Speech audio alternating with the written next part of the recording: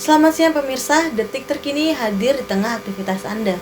Bersama saya Fiska Wulandari akan menyajikan berita aktual dan terpercaya.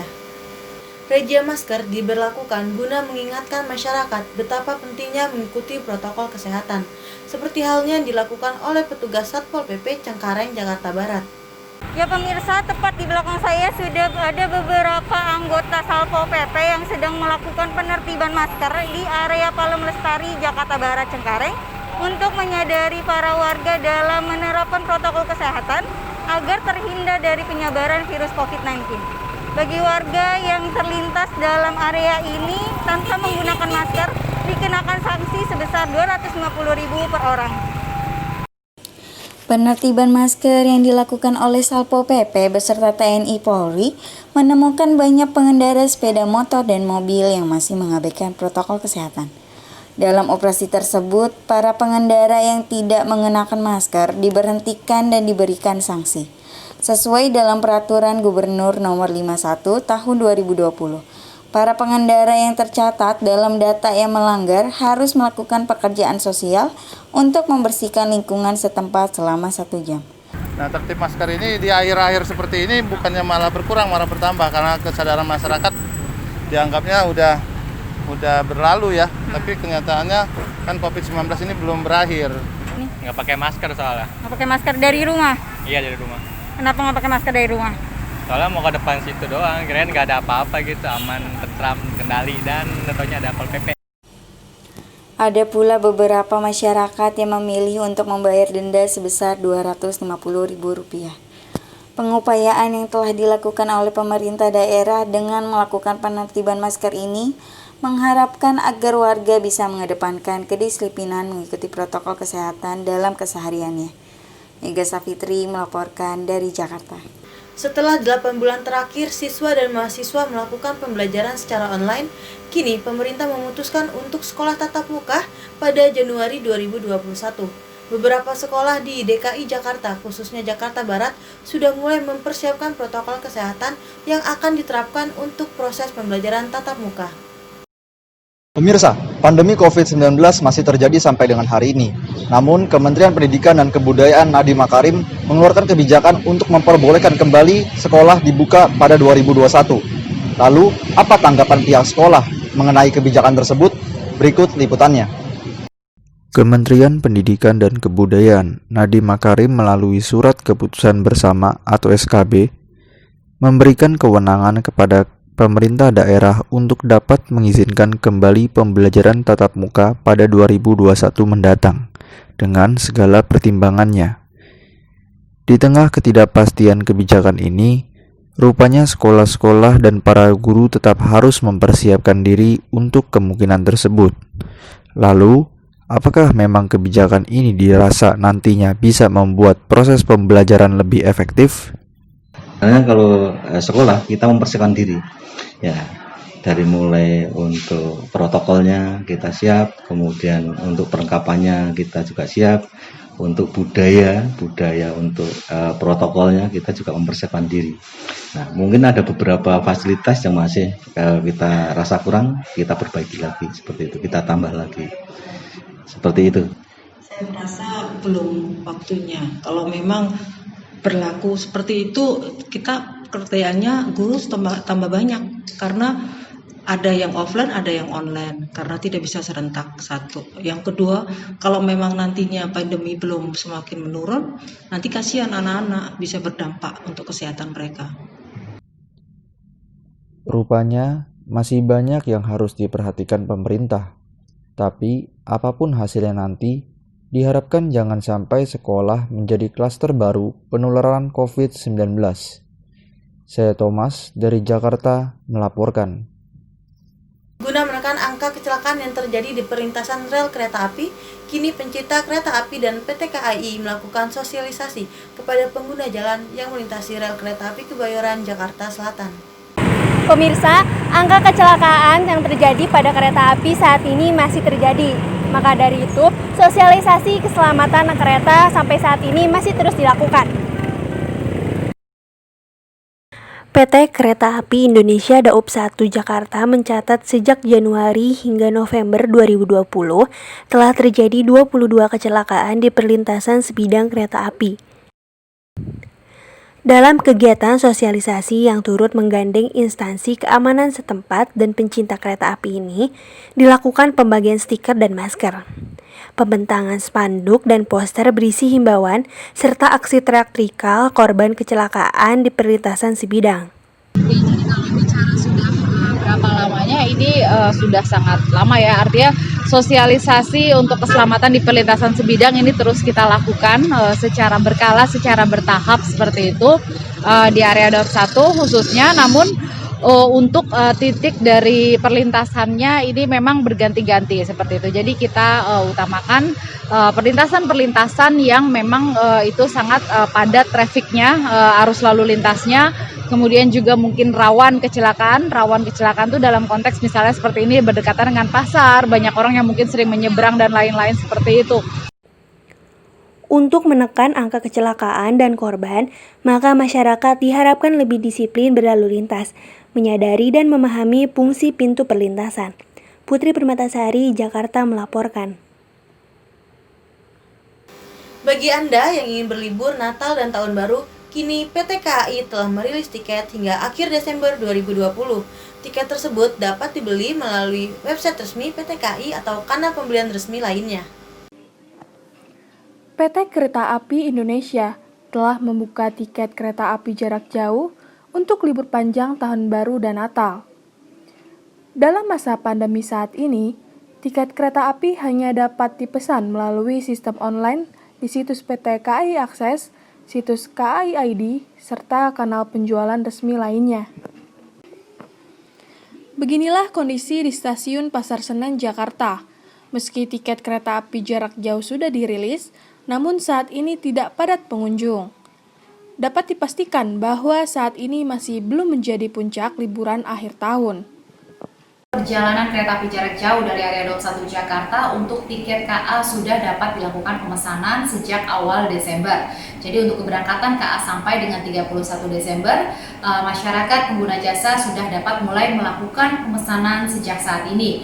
Adapun keberangkatan KA secara total pada Desember 2020 ini terdapat sampai dengan 43 keberangkatan KA dari area Daup 1 Jakarta. Bagi penumpang kereta api jarak jauh, diharuskan dalam kondisi sehat. Suhu badan tidak boleh lebih dari 30 derajat Celcius dan dihimbau memakai pakaian lengan panjang atau jaket. Selain itu, pelanggan wajib menunjukkan surat keterangan sehat dan bebas dari COVID atau rapid test. Indriana Putri melaporkan dari Stasiun Pasar Senen, Jakarta.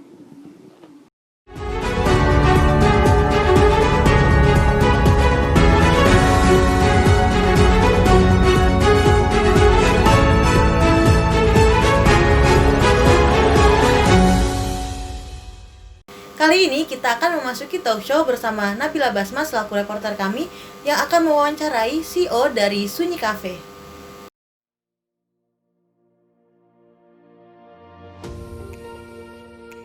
Pemirsa, kali ini saya sedang berada di Sunyi House of Coffee and Hope. Dan kali ini saya akan menghadirkan mini talk show seputar Sunyi House yang dikenal sebagai kafe ramah difabel dan memang juga diperuntukkan sebagai wadah untuk menyetarakan para difabel, khususnya teman tuli.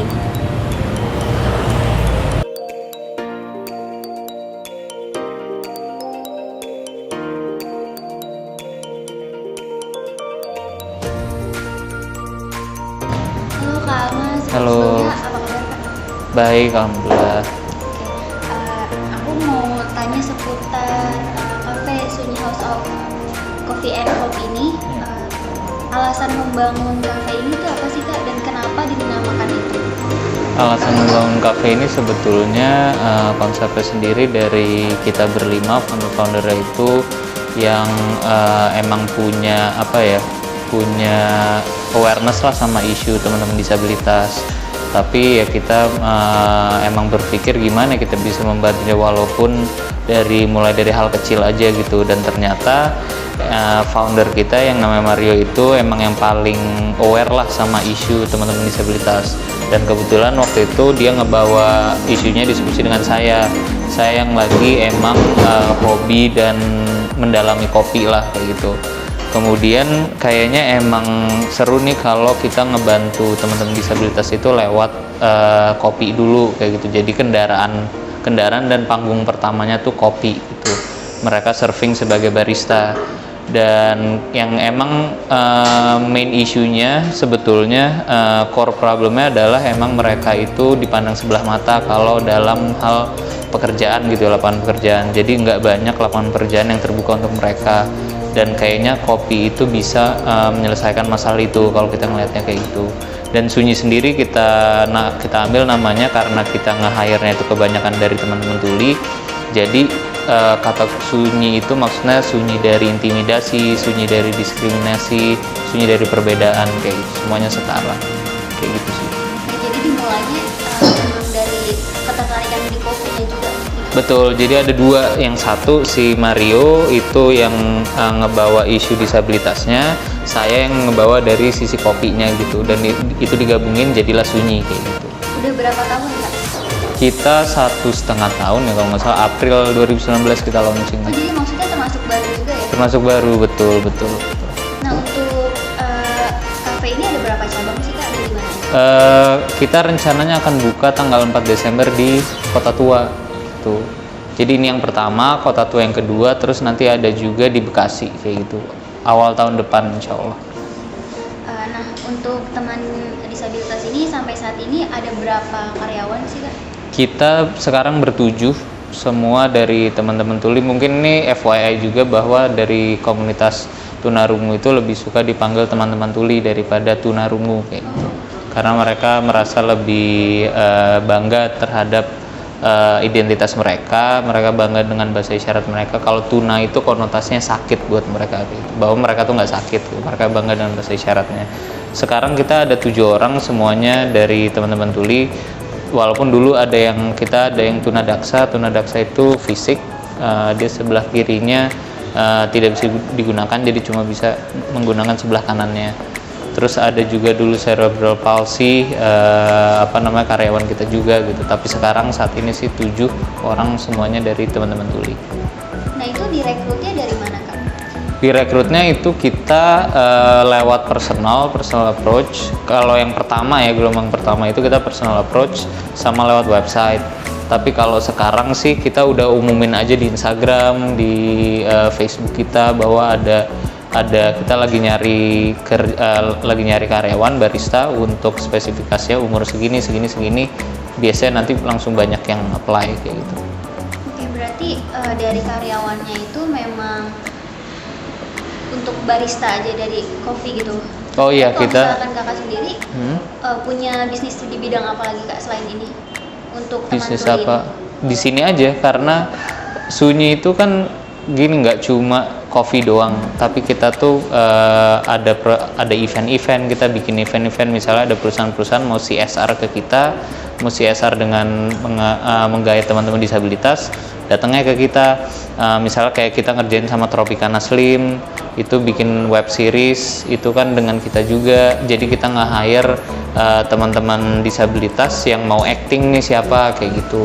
Terus sama Grab dulu kita bikin kelas bahasa isyarat. Di sini pembukaannya ada performance, kita cari komunitas disabilitas yang bisa perform, siapa yang mau perform nih kayak gitu. Jadi mereka kita menggait banyak komunitas. Ada juga yang dari Bandung itu cerebral palsy itu keterbatasan syaraf. Itu dia di sini kita bikin event, dia ngajar memahat, ngajarin kita ngebatik, ngajarin kita bikin kerajinan kulit kayak gitu-gitu. Jadi nggak cuma di kopi, tapi kita juga ada event-event atau project-project yang di luar kopi kayak gitu. Dan semuanya itu kita selalu menggait teman-teman disabilitas. Bahkan kalau misalnya nanti sore datang ke sini itu tukang parkirnya itu dari teman-teman tuli juga, desainer kita dari teman-teman tuli juga kayak gitu. Jadi kalau untuk bukan prospek kerja ya, untuk membuka lapangan pekerjaan itu emang terbuka untuk teman? Enggak, untuk teman-teman disabilitas saja. Kita karena konsepnya kan itu, kita mau meningkatkan employment rate teman-teman disabilitas. Makanya kita tidak menerima yang dari non disabilitas, tapi hanya yang dari teman-teman disabilitas kayak gitu. Nah, untuk pemesanan di kafe ini sendiri Kak, harus pakai bahasa isyarat atau bagaimana? Betul, kita mengencourage customer untuk belajar bahasa isyarat, jadi kita pakai poster sedikit gitu untuk cara pemesanannya. Yang pertama, saya mau pesan, terus tinggal tunjuk menunya. Iya. Nah, boleh nggak sih Kak kita ngobrol untuk teman-teman ini? Boleh. Nah, kalau apa yang Kakak harapkan dengan membangun kafe ini dan merekrut teman-teman ini?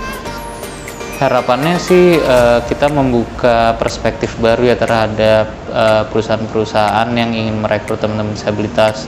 Kita tuh pengen nunjukin dengan mereka bekerja di Sunyi tuh bahwa mereka tuh bisa profesional juga, mereka tuh bisa siap kerja juga, dan mereka tuh suatu individu yang disiplin juga kayak gitu. Jadi perusahaan-perusahaan besar pun nggak usah takut untuk merekrut mereka kayak gitu, karena mereka itu masih butuh bantuan tangan kita lah kayak gitu. Makanya dimulai dari Sunyi dulu, menunjukkan bahwa mereka itu bisa siap kerja, biar perusahaan-perusahaan lain juga nggak takut untuk merekrut mereka kayak gitu. Tapi untuk kayak perekrutan itu ada ketentuan umur berapa atau bagaimana? Ya, kalau umur sih kita ada ketentuan, dan kita lebih prefer belum menikah seperti itu. Tapi kalau pengalaman kita nggak ada di requirement kita, karena emang mereka kan pengalaman kerjanya emang kita tahu minim banget. Jadi kita nggak expect yang experience banget, tapi tetap kita training, tetap kita kasih development program, kita kasih disciplinary program kayak gitu. Jadi pengalaman kerjanya nanti cukup bagus juga ketika keluar dari sini kayak gitu. Kalau sekarang Kak disangkutkan dengan pandemi, untuk omset selama pandemi ini bagaimana Kak? Oh, turun pasti. Selesai. Sempat tutup juga nggak? Nggak, kita nggak sempet tutup, dan kita juga menghindari nge-layoff ya. Jadi kita nggak ada layoff karyawan, kita tetap nge-keep mereka full timnya. Cuman kita beri penjelasan aja bahwa nih kalau operational cost-nya terlalu tinggi kita nggak bisa nih, jadi kita menyesuaikan opening hour kita jadi lebih sedikit, jadi 8 jam aja, dan shiftnya jadi 1 orang aja per hari, tapi kita tetap masih bisa ngegaji mereka kayak gitu. Dan kita emang udah nggak ada target sales lagi waktu itu di pandemi, tapi cuma target salesnya adalah total gaji mereka aja, kita harus achieve target itu kayak gitu. Dan untungnya sih yang gelombang 2 kemarin, PSBB yang kedua itu kita cukup bounce back, karena kita ada cukup viral juga waktu itu, bikin video sama temen kita dari Traveloka, sempat viral yang dipost sama USS Fit, dipost sama Aurece dan lain-lain. Jadi cukup senang juga sih kemarin pandemi kedua itu. Untuk sering nggak sih Kak banyak kan tadi kayak sempat masuk iklan juga dan e-commerce yang lainnya. Kalau untuk yang datang ke sini untuk seperti ini talk show gitu juga banyak nggak Kak? Banyak media banyak banget, kayak Kompas TV, Kompas Online, CNN, Net TV, Trans 7, banyak banget kok yang kesini sih. Liputan itu banyak banget. Kalau untuk kedepannya Kak, selain kayak membangun coffee shop di beberapa cabang lagi dan komunitas-komunitas itu, apa lagi sih Kak? Kita targetnya ada bikin produk di luar kopi nanti, berupa hand body wash, hand soap. Jadi kita mau bikin sabun batang dan sabun cair, dan itu semua diproduksi oleh teman-teman tunanetra. Rencananya sih awal tahun depan itu akan launching kayak gitu. Terima kasih Kak, sebelumnya boleh ajarin bahasa isyarat. Terima kasih. Oh boleh, terima kasih ya. Terima kasih. Ke kamera Kak. Oh, terima kasih.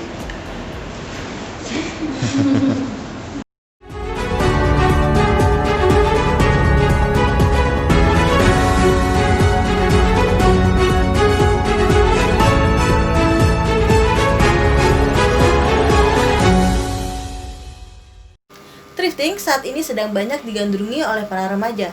Selain harganya murah, thrifting juga mampu membuat para fashionable tampil dengan stylish dan juga trendy. Di era milenial ini, cara berpakaian pun semakin beragam.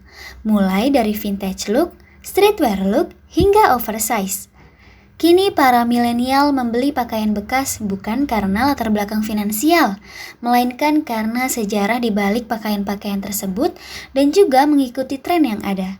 Dan memang pakaian tersebut tidak diproduksi atau tidak ada di Indonesia. Kebanyakan sih dari Korea, Jepang, kebanyakan dari situ. Nah, menurut Mas ini kenapa sih pakaian bekas ini masih berdiri sampai sekarang? Karena terlihat dari bagusnya, terus yang bermerek itu murah. Bermerek tapi murah dan kualitasnya juga masih bagus-bagus. Sebenarnya sih dua-duanya ya, karena kan kalau tren itu ngikut dari zamannya aja, datangnya kayak gimana gitu. Terus murah juga ya, itu jadi nilai plus. Di Pasar Senen ini, terdata ada 3.000 pedagang yang berjualan pakaian bekas. Harganya pun beragam, mulai dari Rp5.000 hingga ratusan ribu tergantung merek yang ditawarkan. Nabila Basma melaporkan dari Jakarta. Kabar gembira bagi Anda pelaku usaha industri.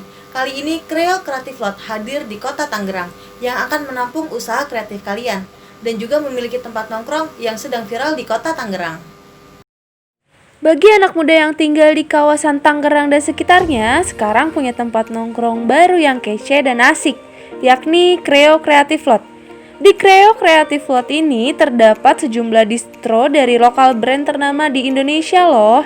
Selain itu, ada pula Pujasera yang menjual berbagai makanan, kopi, dan minuman nikmat lainnya. Alasannya kebetulan kita ini ada di bawah naungan BUMN, dikelola oleh Pruri Properti, yang di atasnya itu adalah Perum Pruri, anak usahanya Pruri Properti namanya, dan kita ini ada di dalam Pruri Properti, mempunyai visi misi untuk membangun UMKM Indonesia yang emang fungsinya itu untuk memajukan industri kreatif dan produk-produk lokal dari Indonesia. Untuk masuk area Kreo Creative Lot, kamu wajib mematuhi protokol kesehatan dengan menggunakan masker tentunya. Untuk kamu yang ingin berkunjung ke Kreo Creative Lot, tempat ini dibuka setiap hari dari mulai pukul 12 siang hingga jam 10 malam. Gimana, menarik bukan?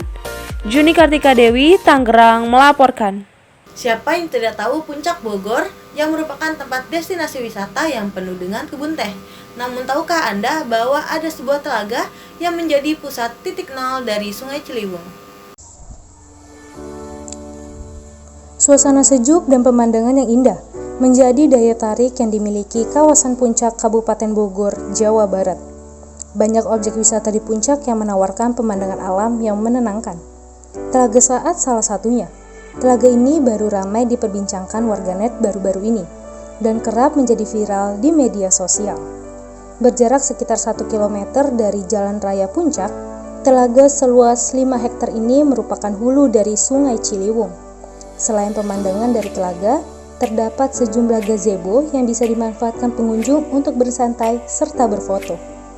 Pengunjung juga dapat menikmati pemandangan indah dari hamparan kebun teh yang diapit Gunung Kencana dan Gunung Gede Pangrango dengan kabut di puncaknya.